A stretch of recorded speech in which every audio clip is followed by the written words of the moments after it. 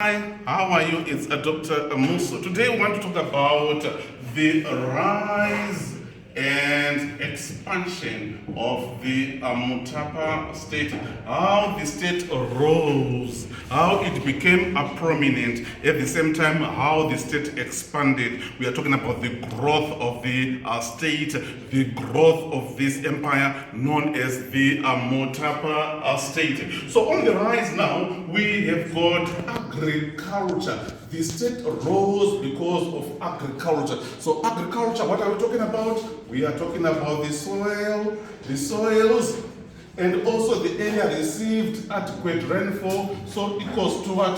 Food. So people were in a position of having sorghum, millet, rapoko, wheat. Why? The soils were fertile, they received what? Adequate rainfall. So that led the state to rise to prominence. What about the expansion? What led the state to expand? So now on the expansion, now you talk about the same agriculture and say that food led people to marry many wives. So many wives, it led these people to have many children. Many children, it led to the expansion of the state. So abundance of food led them to have many wives, led them to have many children. Boom, expansion of the state. Then you talk about pastoralism.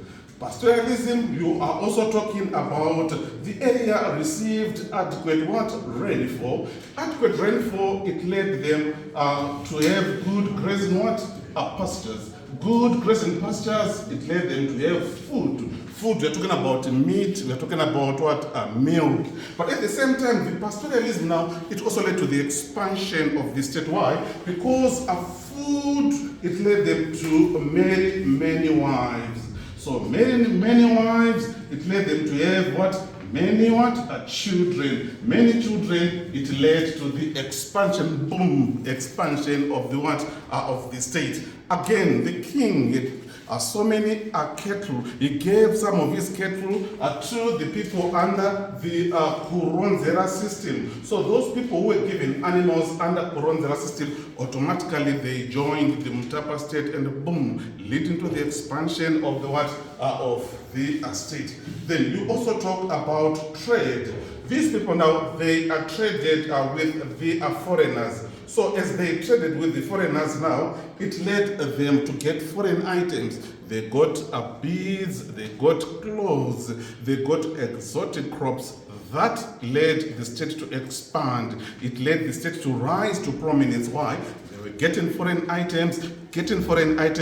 People who were far away, who also wanted these items, they left their areas, they joined the Mutapa State, boom, leading to the expansion of the what? Of the state. Number 4, you talk about the army. The army also led to the prominence of the state. It led to the rise of the state. It was powerful, it was strong, it subdued neighboring tribes, it fought, defeated neighboring tribes. That was important. So that again led to the expansion of the state. Why? Because neighboring tribes, they were defeated. When they were defeated, they were incorporated into the Mutapa State. Some feared about the Mutapa, they heard about the Mutapa, so that fear led them to come on their own. They voluntarily joined the Mutapa State. We have come, we want to join you, we heard about you. So that voluntarily joining now, it led to the boom expansion of the what?